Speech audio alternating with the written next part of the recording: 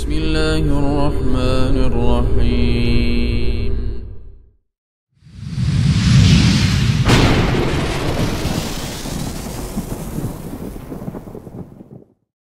Bismillahirrahmanirrahim. Assalamualaikum warahmatullahi wabarakatuh.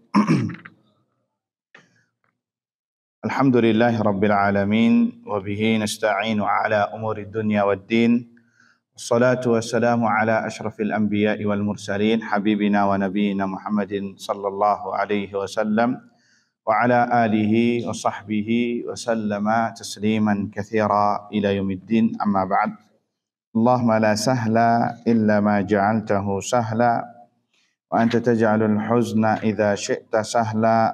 Rabbi shrah li sadri wa yassir li amri wahlul 'uqdatam min lisani yafqahu qawli. Allahumma inna nas'aluka 'ilman nafi'a wa rizqan thayyiba wa 'amalan mutaqabbala. Allahumma 'allimna ma yanfa'una wanfa'na bima 'allamtana wa zidna 'ilman ya rabbal alamin. Allahumma hdina wa ahlana wa qaumana ila siratikal mustaqim. Allahumma aslih lana sya'nana kullah wa la takilna ila anfusina tarfata a'yun wa la hawla wa la quwwata illa billah, amma ba'd. Ikhwani fiddin, kaum muslimin as-saimin yang mudah-mudahan dirahmati Allah Subhanahu wa taala, was-saimat. Alhamdulillah, kita panjatkan puji syukur kepada Allah Subhanahu wa taala yang telah memberikan kepada kita semua berbagai nikmat dan karunia-Nya, wabil khusus nikmatul iman wa nikmatul Islam, nikmat kesehatan, nikmat kesempatan, nikmat juga yang tak kalah pentingnya kita bisa beribadah di bulan yang mulia ini, di bulan Ramadan. Maka kita berharap kepada Allah Azza wa Jalla sebagaimana Dia mempertemukan kita dengan bulan ini, kita meminta kepadanya agar diberikan selalu taufik untuk selalu bisa melakukan amal saleh, ya, berupa ketaatan kepadanya dan diterima amal ibadah kita. Allahumma amin. Salawat serta salam kita aturkan kepada Nabi kita Muhammad sallallahu alaihi wasallam, kepada keluarganya, kepada para sahabatnya, dan yang setia meniti di atas sunnahnya hingga hari kiamat kelak. Allahumma amin. Kaum muslimin wal muslimat, as-saimina was-saimat yang mudah-mudahan dirahmati Allah Subhanahu wa taala. Pembahasan kita kali ini ayyuhal ikhwah berkaitan dengan fikih Ramadan, ya. Dan itu tepat kita membahas ini karena sedang dibutuhkan.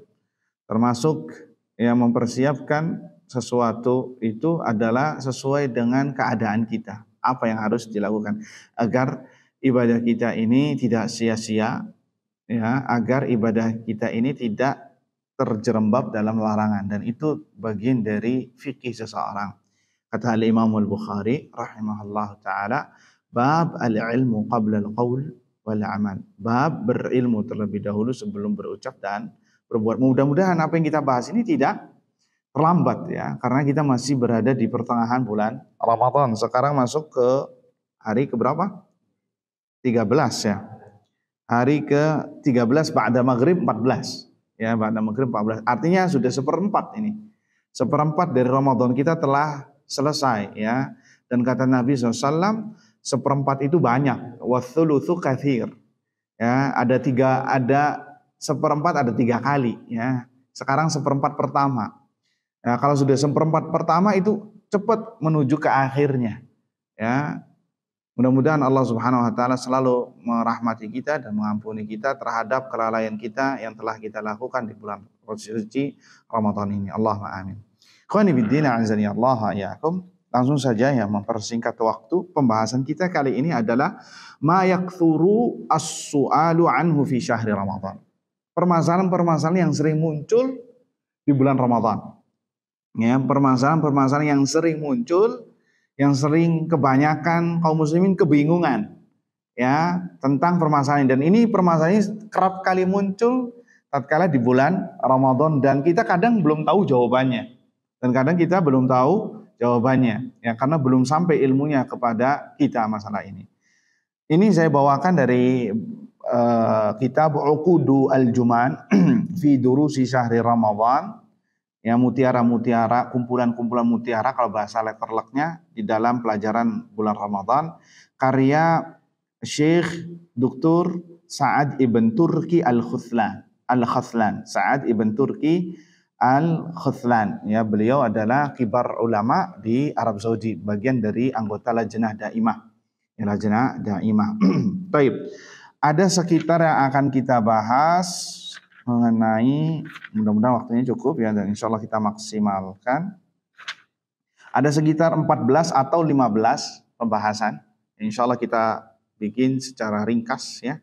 Yang penting kita memahami, dan tidak semua yang kita baca ini kita baca letterluck, artinya dengan pemahaman saja.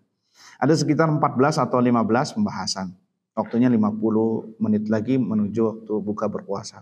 Tapi yang pertama, pembahasan yang sering muncul, yang kerap muncul ketika di bulan Ramadan adalah kata beliau, tabyitun niyati minal lail.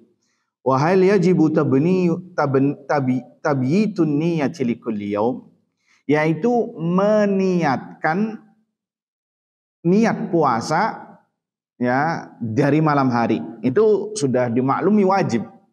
Ya, puasa wajib, artinya puasa wajib bukan puasa sunnah. Meniatkan untuk berpuasa Ramadan itu harus dari tadi malam, dari malamnya.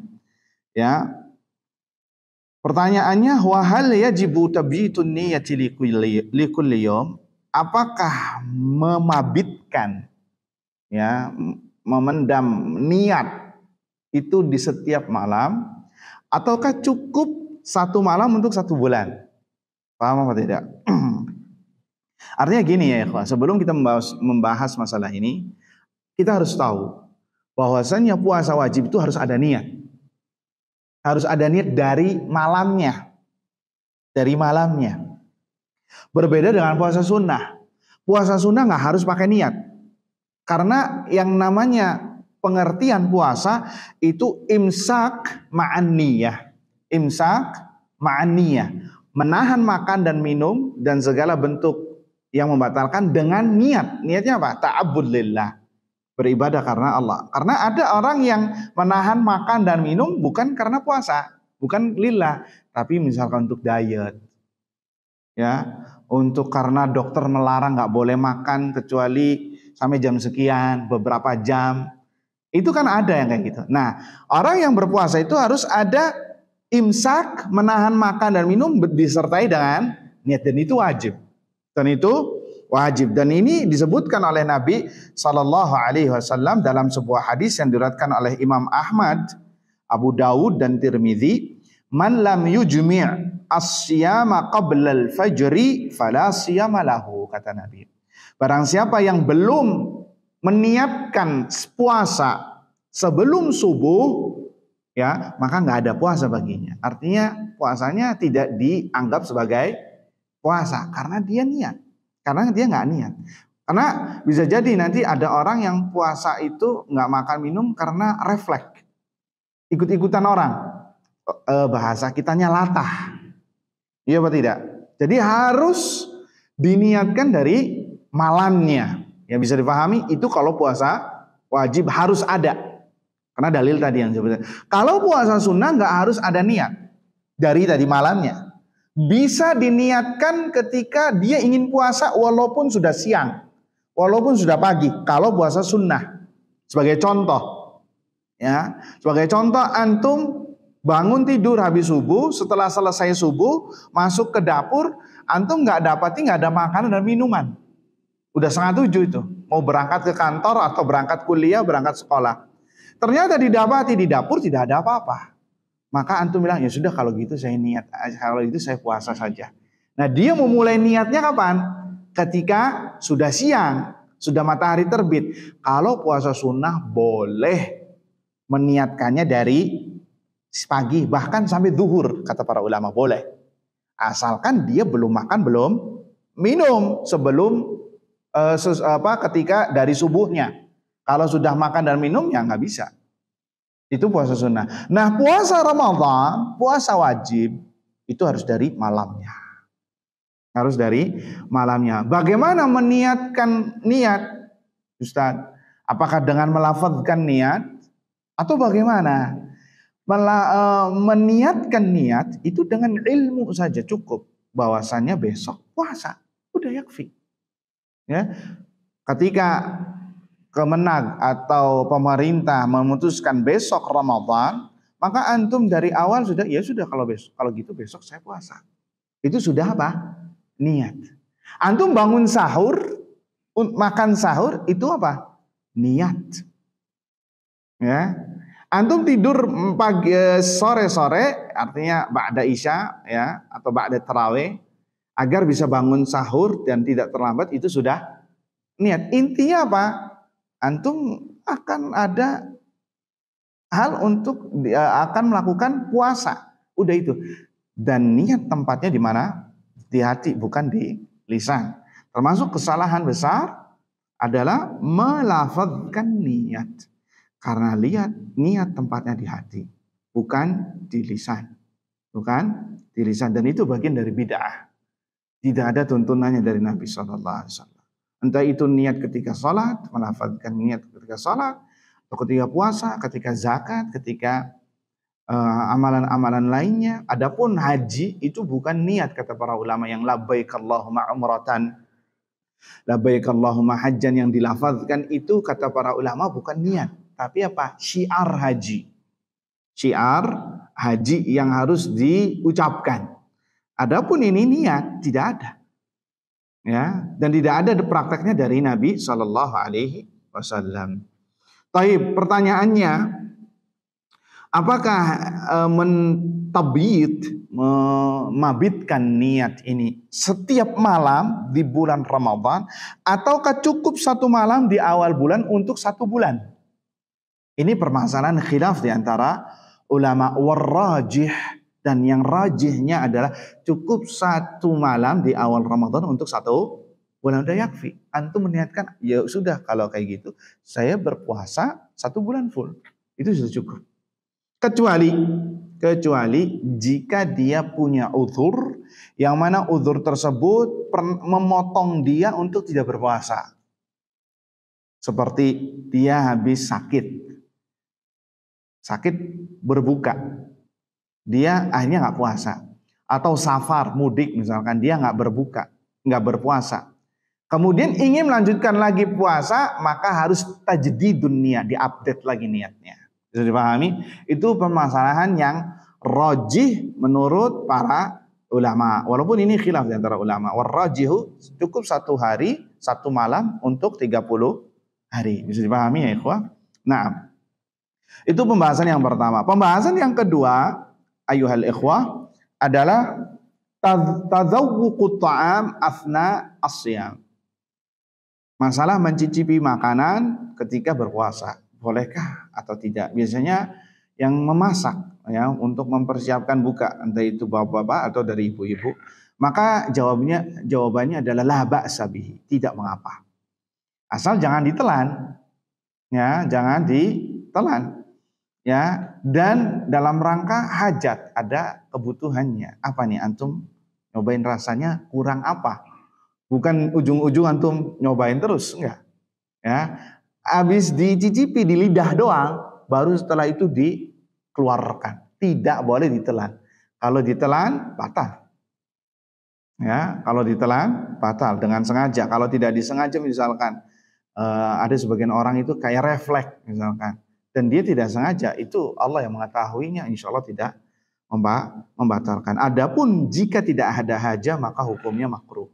Bahkan sebagian ulama mengkategorikannya ini membatalkan puasa kalau tidak ada hajatnya. Taib. Ikhwani fiddin, azani Allah wa iyyakum. Permasalahan yang ketiga dari 15 adalah bal'u al-balgham. Menelan dahak.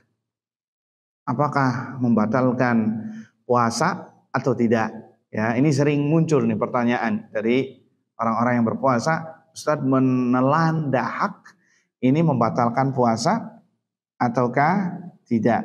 Ini diperinci oleh para ulama. Kalau dahaknya itu belum keluar, artinya belum nongol di lisan, ya, di mulut, maka tidak membatalkan puasa. Ini sepakat. Adapun yang sudah sampai keluar, maaf ya, kita praktekkan keluar sampai tinggal kita mau ngeludahnya aja. Ini permasalahan yang khilaf di perselisihkan ulama. Ada yang mengatakan ada yang mengatakan membatalkan puasa. Ada yang mengatakan tidak membatalkan puasa. Dan yang rajih wallahu taala a'lam, ini tidak membatalkan puasa. Ini tidak membatalkan puasa karena tidak dihukumi sebagai makan dan minum. Tidak dihukumi makan dan minum ya, akan tetapi yang lebih selamatnya kalau sudah keluar dari kerongkongan atau tenggorokan, maka sepantasnya dia meludahnya, mengeluarkannya. Itu kan sudah kotoran, afwan ya, harus dibuang ya, harus dibuang ya. Terkadang antum ini kayak gitu, terkadang afwan, ada keadaan-keadaan tertentu antum nggak bisa meludahnya.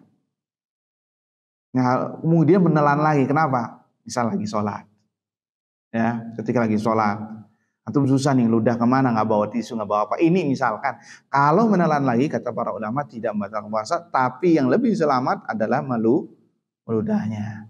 Ya, ini khilaf, khuruj minal khilaf. Dan antum harus jadikan kaidah ya ikhwah. Setiap ada perselisihan dari para ulama masalah fikih, ambil jalan yang paling selamat. Ambil jalan yang paling selamat agar agama antum juga selamat. Sebagai contoh, memegang mushaf atau membaca Al-Quran dengan berwudu atau tidak berwudu, ini permasalahan khilaf di antara para ulama. Ya, apakah fadilahnya orang yang nggak berwudu juga mendapatkan pahala apa tidak? Ini khilaf di antara ulama. Tapi keluar dari perselisihan ulama, ambil jalan yang paling selamat, wudu sudah. Wudu, insya Allah antum agamanya yakin, antumnya nggak was-was. Paham apa tidak? Ambil jalan tengah-tengah itu, yakni keluar dari perselisihan ulama yang ada. Bisa dipahami ya, ikhwah? Setiap permasalahan fikih yang mana tidak ada yang dua-duanya dalilnya ini kuat. Perkara ijtihadiyah biasanya. Baik, ikhwani fiddin, azani Allah wa iyyakum. Permasalahan yang keempat, ayuhal ikhwah, adalah al-aklu wasyurbu waqta adzanil fajri. Makan dan minum tatkala azan subuh berkumandang. Makan dan minum tatkala azan subuh berkumandang. Ini pernah kita bahas pada pertemuan sebelumnya ya, tapi ini disinggung lagi karena banyak sekali permasalahan yang bertanya masalah ini, yang muncul dan membuat kebingungan, sebagian lagi pada was-was. Ya, ketika sahur ya boleh tidak makan dan minum? Ya, maka disebutkan di sini al-aklu wasyurbu waqta adzanil fajri la yadur. Makan dan minum tatkala azan berkumandang tidak memadaratkan. Ya, tidak memadaratkan. Li hadithi Abi Hurairah radhiyallahu anhu, karena ada hadis Abu Hurairah radhiyallahu anhu, Nabi SAW bersabda, "Idza sami'a ahadukumun nida," apabila kalian mendengar panggilan azan, yakni azan apa di sini? Azan subuh. Wal ina'u ala yadihi, dan sedang dia dan bejana berada di depan dia, ini bejana makanan, piring. Artinya dia sedang apa? Sedang santap sahur. Tadi sedang santap sahur. Dia sedang berlangsung. Ya, sedang berlangsung. Fala yadha'hu hatta yaqdi hajatahu minhu. Maka jangan diberhentikan sampai diselesaikan hajatnya. Sampai diselesaikan hajatnya. Sehingga para ulama, di antaranya Syekh Abdul Muhsin Abbad hafizahullah taala, memperinci. Perlu dibedakan karena Nabi mengatakan ketika kalian mendengar adzan dan bejana berada di depan kalian, artinya sedang makan. Atau mau makan, tinggal mau makannya aja azan. Maka perlu diperinci. Ada proses sahur, sedang makan minum sahur. Ada proses belum memulai. Mau memulai, artinya belum, antum ketika bangun sudah azan. Paham enggak? Ya, sudah berlalu 5 menit dari azan. Ya, maka yang seperti ini, keadaan kedua itu tidak sama dengan keadaan yang pertama. Keadaan yang pertama yang sedang proses makan dan minum berlangsung, ya, kemudian azan, maka lanjutkan sesuai hadis ini. maka dilanjutkan sampai selesai. Kalau bila perlu yang ada di Magicom tinggal 1 centong lagi, habiskan. Bisa dipahami? Karena apa? Nantinya mubadzir. Dan hukum asalnya itu masih malam. Dan fajar itu kan datangnya kan pelan-pelan kan. Enggak langsung tiba-tiba siang. Iya apa tidak? Ya, pelan-pelan. Artinya masih dihukumi malam. Sehingga dilanjutkan sampai selesai. Sebagian orang enggak. Ketika azan langsung berhenti, nasinya dibuang, makanannya dibuang, minumannya dibuang, mubadzir. Akhirnya jadi saudaranya setan. Nah, ini perlunya ilmu ya ikhwah, perlunya ilmu dalam masalah ini. Adapun yang belum memulai sahur, belum menghidangkannya, belum sama sekali, alias dia telat, misalkan telat bangun, maka tidak boleh makan dan minum sampai maghrib. Bisa dipahami? Jadi antum harus bedakan mana yang sedang melanjutkan, mana yang baru atau belum memulai. Yang belum memulai ini nggak masuk hadis ini. Paham? Yang belum memulai ini yang belum masuk hadis. Yang memulai ini yang masuk, yang sedang berlangsung ini yang masuk hadis Nabi SAW. Bisa dipahami ya ikhwah? Ya. Atau misalkan juga antum baru selesai minum, teringat obatnya belum diminum. Misal langsung ambil obat langsung minum. Seperti itu. Paham? Ya, itu juga bagian dari dari dispensasi yang disebutkan oleh Nabi Sallallahu Alaihi Wasallam. Ikhwani fiddin, a'azzani Allah wa iyyakum. Ya, di sini disebutkan kata Syekh, wasuhuru lis-shaimi sunnah. Dan antum harus tahu sahur itu sunnah bagi yang berpuasa. Bahkan Nabi memerintahkannya, tasahharu fa inna fis sahuri barakah. Bersahurlah kalian karena dalam sahur itu ada keberkahan. Jadi jangan merasa kuat ya, Pak. Tapi ingat ini ibadah. Bukan karena antum supaya nggak lemes, bukan. Iya, itu bagian dari hikmahnya. Tapi ada yang lebih besar dari itu. Apa ya, ikhwah? Mencontoh Nabi Sallallahu Alaihi Wasallam. Jadi jangan malas untuk bangun sahur. Ya, antum niatkan ini ibadah dan akan mendapatkan pahala. Dan antum kalau tahu orang-orang yang sahur itu didoakan malaikat. Didoakan oleh malaikat. Di antara doa-doa malaikat di sepertiga malam terakhir, yaitu memberikan rahmat dan keberkahan serta maghfirah kepada orang-orang yang sahur. Orang-orang yang sahur. Dan sunnahnya sahur itu mepet dengan subuh. Dan sunnahnya sahur itu mepet dengan subuh. Disebutkan sahurnya Rasulullah SAW antara sahurnya Nabi dengan azan subuh itu 50 ayat. Berarti pendek apa panjang? Pendek. Nah, pendek. Jadi sunnahnya itu diakhirkan mepet dengan subuh. Ya mungkin 20 menit. Maksimal 30 menit sebelum azan. Sebagian kita enggak, makan sahurnya jam 2.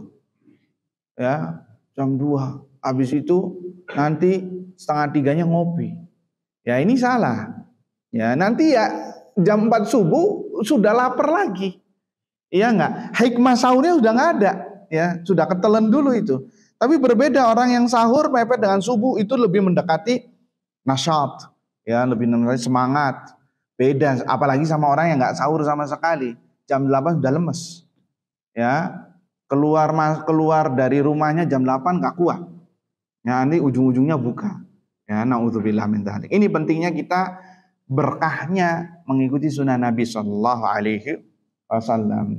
Jadi yang sunnah itu mepet subuh. Jadi nggak ada itu yang namanya imsak. Nggak ada yang namanya imsak. Ini zalim. Kenapa? Waktu yang sunnahnya itu ya waktu imsak yang kata mereka itu dikatakan imsak. Ya, 5 menit sebelum subuh ya itu waktu sahur sebenarnya. Barometernya itu bukan imsak yang kata mereka sebelum subuh.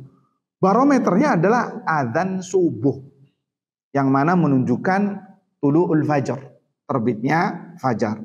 Jadi kalau antum mendengar imsak sebelum subuh jangan dihiraukan. Lanjutkan, yaitu waktunya. Ini pentingnya ilmu ya ikhwah. Ini pentingnya ilmu. Dan sebaik-baik sahur adalah dan sesuai sunnah Nabi adalah dengan korma. ya dengan korma ya. Kalau nggak ada korma ya air. Kalau nggak ada ya makanan apa saja. Ya terserah mau makan berat, mau makan yang jelas judulnya makan santap sahur. Nabi SAW bersabda, hadis diriwayatkan Abu Daud dan disahihkan oleh dan disahihkan juga di Ibnu Hibban. Ni'ma as-sahurul mu'min, ni'ma sahurul mu'min tamar. Sebaik-baik sahurnya seorang mukmin adalah korma. Sebaik-baik sahurnya mukmin adalah apa? Korma. Jadi harus antum hadirkan niat ketika sahur ya, bukan sembarang karena ingin makan minum saja. Ini rahmatnya Islam ya ikhwah. Antum makan, antum minum, antum dapat pahala. Luar biasa dan diampuni oleh Allah Subhanahu wa taala. Baik, yang kelima, nomor singkat waktu adalah al-waqtu fil iftar. Kapan waktu itu berbuka ya? Waktu yang benar, yang dibenarkan untuk berbuka. Kata Syekh di sini Sa'ad bin Turki Al-Khuthlan, hafizahullah taala mengatakan, ibrah, patokan barometer waktu berbuka adalah tatkala matahari terbenam, bukan azan maghrib. Antum harus ingat, patokannya adalah matahari terbenam, bukan azan maghrib. Loh Ustaz, masa bukan azan maghrib? Iya, kenapa? Bisa jadi orang azan sebelum waktunya. Iya apa tidak? Sebelum waktunya, akhirnya apa? Akhirnya belum, masih, sedangkan matahari menurut ulama falak, ulama astronomi ini belum ghurubus syams, belum terbenam matahari, maka bisa batal. Makanya ini mas'uliyah azimah, tanggung jawab besar bagi para muadzin ini di bulan Ramadan, wabil khusus salat maghrib, azan maghrib dan azan subuh. Jangan korupsi waktu.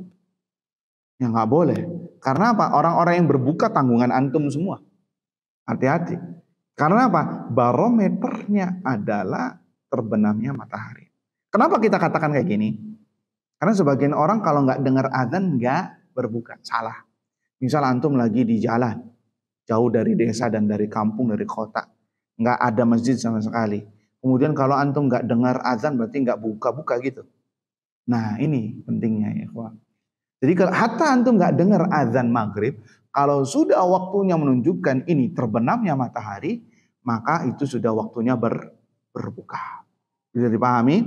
Ya. Adapun azan maghrib itu sebagai tanda yang memudahkan bagi kita, karena masuknya maghrib itu dengan diawali ghurubus syams, terbenamnya matahari.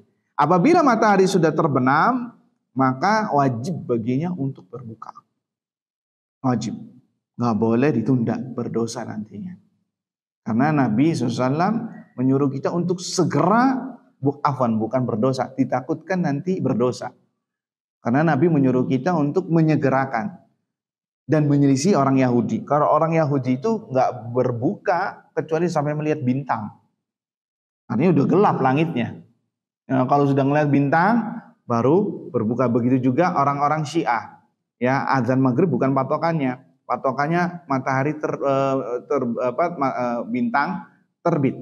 Yang mengikuti Yahudi. Nah, ini salah. Jadi segera berbuka. Makanya ada sebuah hadis, apabila matahari telah terbenam, maka sudah waktunya iftar, waktunya berbuka. Kata para ulama ada dua tafsiran. Tafsiran yang pertama, dia wajib membatalkan diri ya dengan makan dan minum. Yang kedua, hatta dia nggak makan dan minum, puasanya sudah batal. Kenapa? Batalnya dengan matahari sudah terbenam. Paham apa tidak? Paham apa tidak? Baik. Ikhwani fiddin azani Allah wa iyyakum, Nabi SAW bersabda, la yazalun nas bi khair ma'ajjalul fitr. Manusia senantiasa berada dalam kebaikan selagi dia menyegerakan berbuka. Dan sunnahnya berbuka itu pertama dengan rutab. Tahu rutab? Rutab itu korma yang muda. Apa bahasa kitanya? Korma muda ya. Yang agak sepet-sepet manis tuh. Ya. Itu afdolnya. Kalau nggak ada korma rutab, yakni tamar, korma biasa, ya seperti korma sukari misalkan. Ya, kalau nggak ada maka dengan air putih. Ini yang dilakukan oleh Nabi Shallallahu Alaihi Wasallam dan ini ibadah. Ketika antum berbuka dengan korma, maka antum diganjar pahala. Nah, diganjar pahala, tapi nggak wajib. Hukumnya mencontoh Nabi sunnah ini. Mencontoh Nabi dan ini sunnah Nabi Shallallahu Alaihi Wasallam. Tapi kalau nggak ada korma ya nggak apa-apa, makanan yang sifatnya manis-manis. Dan ini menurut ilmu kedokteran luar biasa ya ikhwah. Jangan langsung es. Ini salah. Kenapa? Karena korma ini ada enzim-enzim tertentu. Ya subhanallah, ini mukjizat dari mukjizat Nabi SAW. Ya, baru kelihatan zaman-zaman sekarang oleh ilmu kedokteran.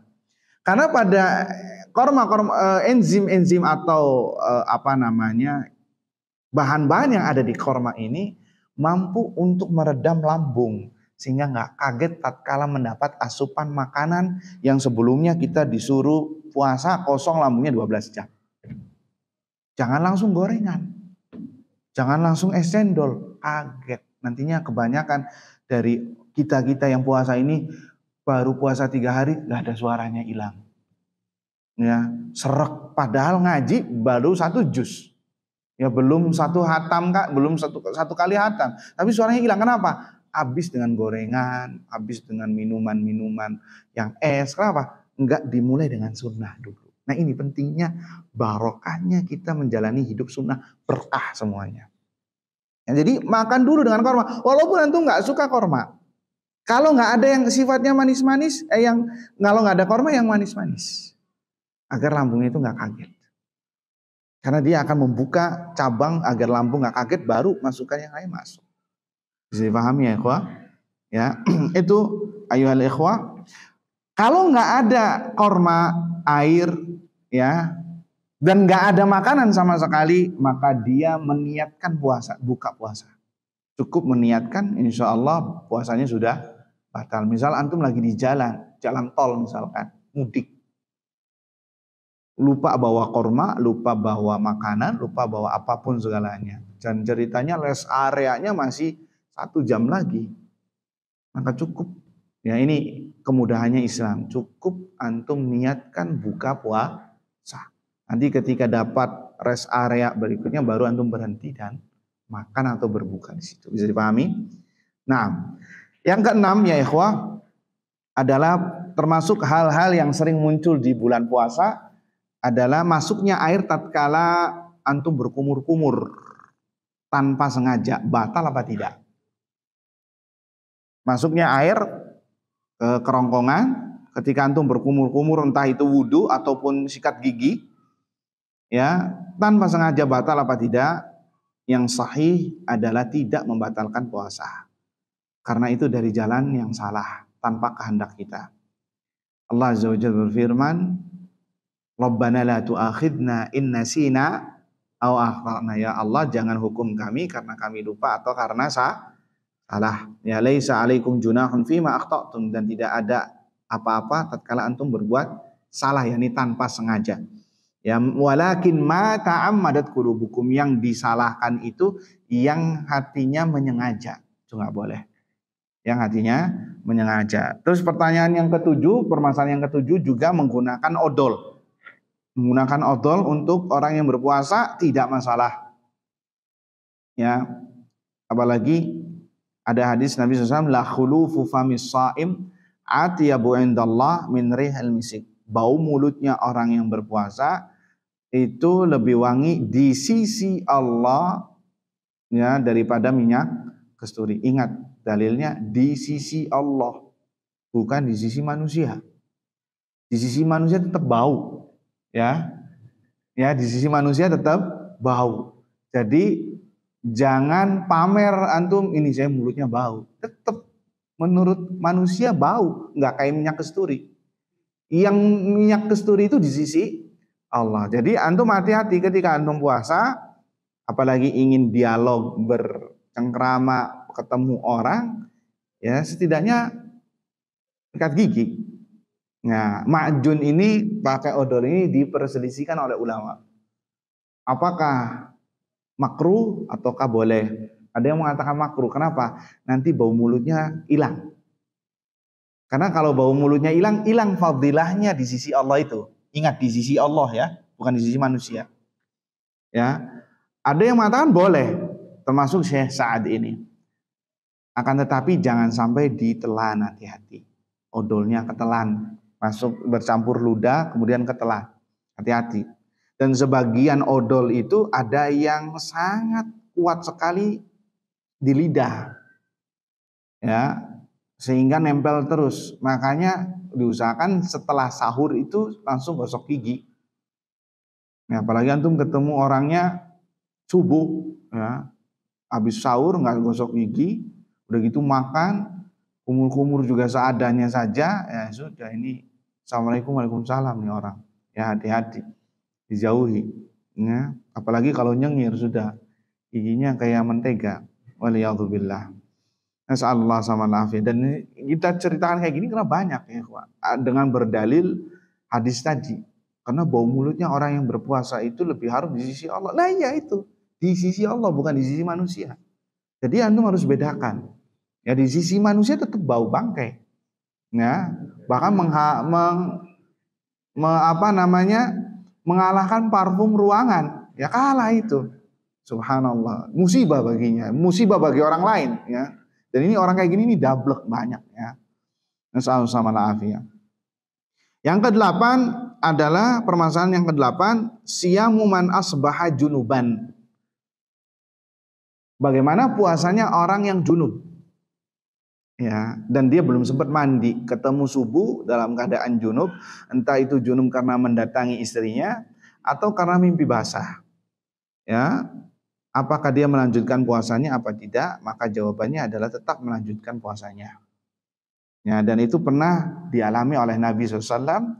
Ya, Nabi mendapatkan sholat subuh, waktu subuh dalam keadaan junub dan Nabi melanjutkan puasanya. Begitu juga wanita yang haid, ya, wanita yang haid apabila telah suci, walaupun 1 menit sebelum subuh, maka wajib baginya berpuasa dan bersuci setelah itu. Sebagian wanita enggak, ya, berkilah, enggak baru subuh tadi atau berapa menit setelahnya. Kalau sebelum subuh wajib baginya untuk bersuci, berpuasa dan wajib bersuci. Itu yang ke-9, permasalahan yang ke-9, 20 menit lagi ya.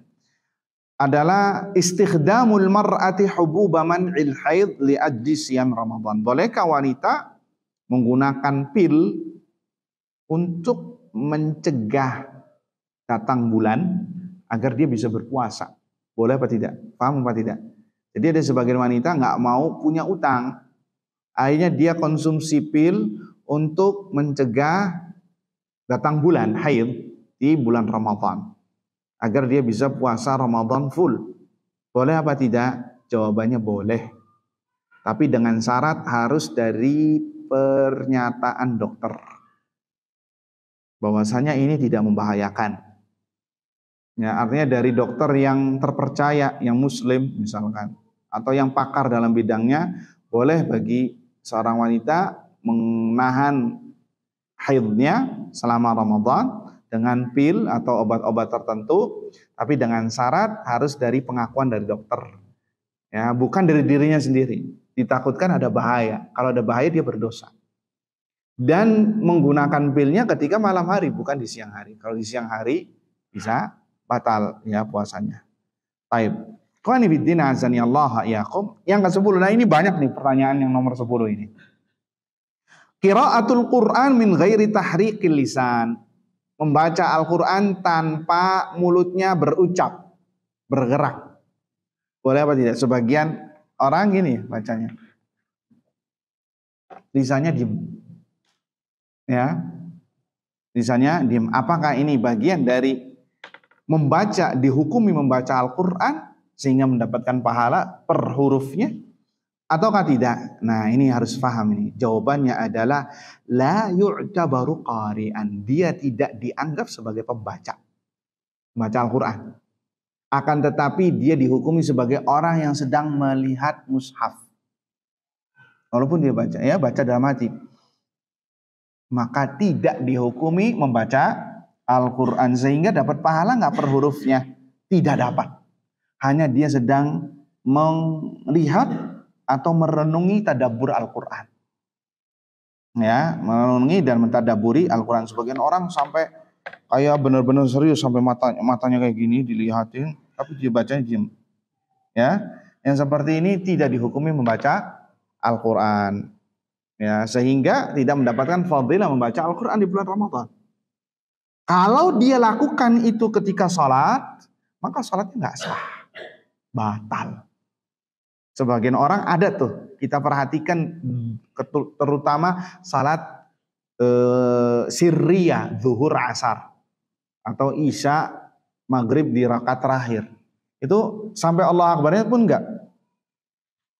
Terutama yang masbuk tuh. Batal salatnya. Ya, apalagi Al-Fatihah enggak dibaca. Terus langsung rukuk. Nah, ini batal. Enggak boleh. Harus tahrik, menggerakkan lisannya. Harus menggerakkan lisannya. Baik. Permasalahan yang ke-11 ya ikhwah adalah tartilud du'a ma'at taghanni. Nah, ini nih sering nih. Apa? Mentartilkan doa seperti mentartilkan bacaan Al-Qur'an. Ya, dilagukan juga. Nah, ini enggak boleh ya ikhwah. Karena kita diperintahkan oleh Nabi hanya taghanni bil Qur'an. Mentartilkan Al-Quran. Adapun doa nggak boleh tartilkan sampai hukum tajwidnya pun dibaca. Allahumma hdina fi man hadait, wa afina fi man afait, wa tawallana fi man tawallait, wa barik lana fi ma a'tait, wa qina bi rahmatika syarra ma qadait. Ini termasuk kesalahan imam di bulan Ramadan. Bahkan sebagian ulama di antaranya Bakar Abu Zaid rahimahullah membid'ahkan orang yang melagukan Al-Qur'an, melagukan doa. Ya, dan bukan bagian dari adab berdoa dengan dilagukan. Nggak boleh, bid'ah ini ya ikhwah. Ya, Ustaz, imam haram. Ya, semua perkataan bisa salah bisa benar, kecuali siapa? Nabi SAW. Ya, semua orang bisa salah. Tapi kita pegangan dengan dalil. Karena Nabi hanya memerintahkan melagukan Al-Qur'an, melagukan hanya di dalam Al-Qur'an saja, ini dengan tartil, maksudnya melagukan di sini dengan tartil. Adapun doa tidak usah ditartil. Terus gimana Ustaz? Ya cukup dengan baca doa seperti biasa. Allahumma hdina fi man hadait, wa afina fi man afait, wa tawallana fi man tawallait, wa barik lana fi ma a'tait, wa qina bi rahmatika syarra ma qadait, fa innaka taqdi wa la yuqda alaik, innahu la yadhillu man walait, wa la ya'izzu man adait, tabarakta rabbana wa ta'ala. Kelas. Seperti itu. Enggak usah dilakukan nangis, jerit-jerit. Apa ini? Nggak ada dalilnya kayak gini. Ini bid'ah yang terjadi di masa sekarang. Bahkan di masjid-masjid sunnah pun banyak. Yang ikhwah-ikhwah yang sudah ngaji pun imam-imam. Ini salah. Sekali lagi, ini bukan bagian dari sunnah Nabi SAW. Yang sunnahnya adalah tidak dilakukan. Bahkan disebutkan di sini, kata beliau, as-sunnatu an yu'ta bid-du'a bitadarru wa khusyu' min ghairi tartil wala taghanni wala talhin. Sunnahnya adalah doa dengan khusyuk dan merendahkan, tanpa ditartil, tanpa dilakukan, tanpa dinadakan. Ini yang afdal dan akrab, yang paling dekat dengan diijabahnya doa. Kadang orang dilakukan doanya, dia nggak sadar ngomong apa. Akhirnya apa? Fokusnya sama nada. Nah ini nggak benar, apalagi ngikut imam-imam tertentu misalkan. Ini nggak benar, ya. Maka hendaknya dia berdoa seperti biasa. Cuman nadanya suaranya agak dikerasan dikit biar makmumnya ini wabil khusus doa kunut witir misalnya. Dan begitu juga ketika antum berdoa sendirian. Antum ketika berdoa sendirian kepada Allah, Apakah antum dilakukan juga? Apa biasa? Hah? Biasa kan? Nah sama hukumnya ketika antum sholat juga. Gak usah dilakukan. Antum tasyahud.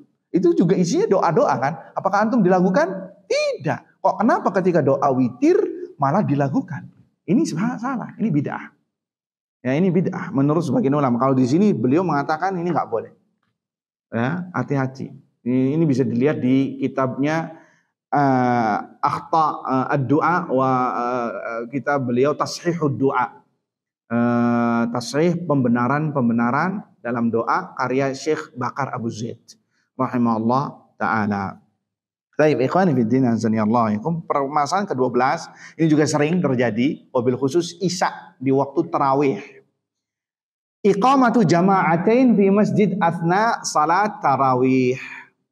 Bagaimana hukumnya ada 2 jamaah di masjid, yakni ketika waktu tarawih. Artinya apa? Ada gerombolan orang-orang yang datang terlambat belum sholat isya. Dan sedangkan di masjid sedang sholat tarawih. Nah kemudian dia bikin jamaah baru. Kenapa? Mau sholat isya, belum sholat isya. Mereka berpendapat, mereka mengira bahwasanya nggak boleh nyampur. Bagaimana seperti ini? Tidak boleh. Ini malah menghilangkan maksud hikmahnya. Kenapa kita diperintahkan sholat berjamaah? Apa sih diperintahkan sholat jamaah? Untuk apa? Untuk bersatu kaum muslimin. Dahulu di zamannya Umar sholat tarawih itu sendiri-sendiri. Disatukan oleh Umar supaya satu hati. Tatkala ada orang yang sholat isya, belum sholat isya, maka tidak boleh berjamaah, bikin jamaah sendiri.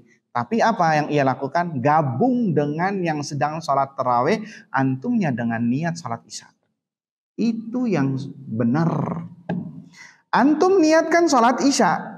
Jadi ketika imamnya di rakaat kedua salam, antumnya bangun ketiga dan keempat.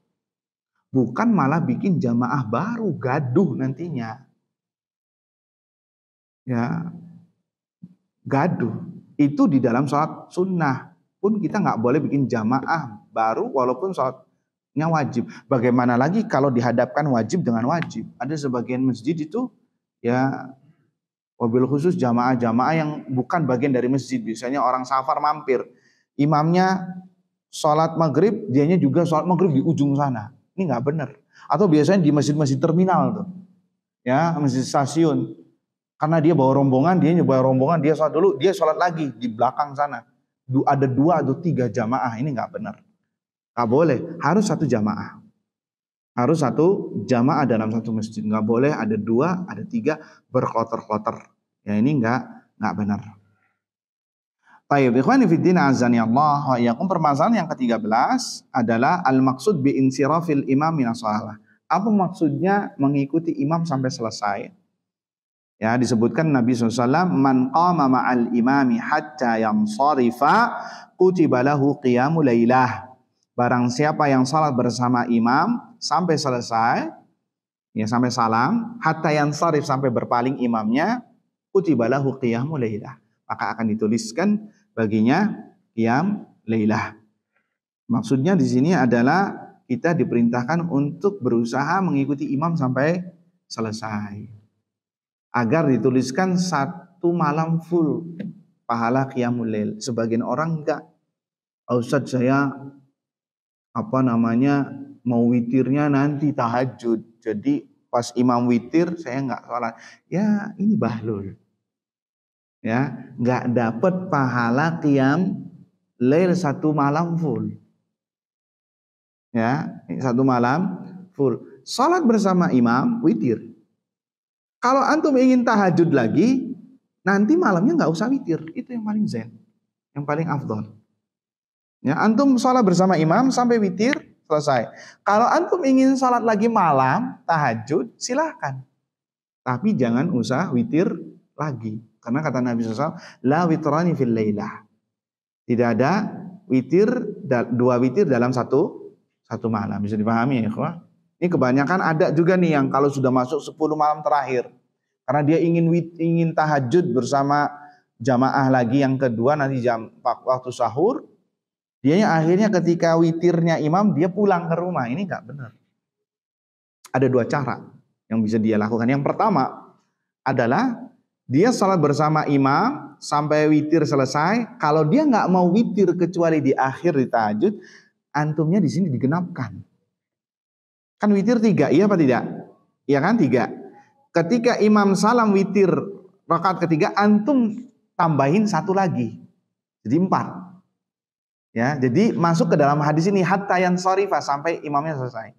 Nanti witirnya bersama tahajud yang di jamaah di tahajud. Itu cara yang pertama. Cara yang kedua, antum witir di sini. Nanti ketika tahajudnya nggak usah witir. Nanti di sananya ketika antum ada witirnya di sana, antum genapkan. Itu yang benar, paham? Jangan ditinggal eman-eman, pahalanya nggak dapat full nantinya. Dipahami ya ikhwah? Tapi yang ke-14 ini di Masjidil Haram, ya artinya boleh seseorang mengikuti sholat di Masjidil Haram ketika dia di hotel. Yang jelas dia bisa melihatnya, kayak di mall, di hotel yang menghadap ke Ka'bah, kelihatan ada kacanya itu, maka nggak masalah. Kemudian yang terakhir, yang ini pertanyaan kemarin ya, adalah, dan ini kita tutup.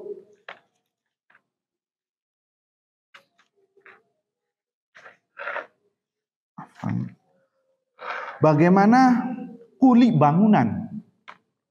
Apakah dibolehkan baginya berbuka puasa? Jawabannya tidak diperbolehkan berbuka puasa. Dan itu bukan udzur syar'i. La yajuz, tidak diperbolehkan. Ya, karena amalan itu atau aktivitas bisa ditunda atau bisa dikurangi waktunya. Ya, jangan sampai membuat dia batal. Ya, makanya ketika sahurnya harus dikencengkan baginya. Biar apa? Enggak lemes nantinya. Dan minta sama atasannya agar dikurangi waktu Ramadan.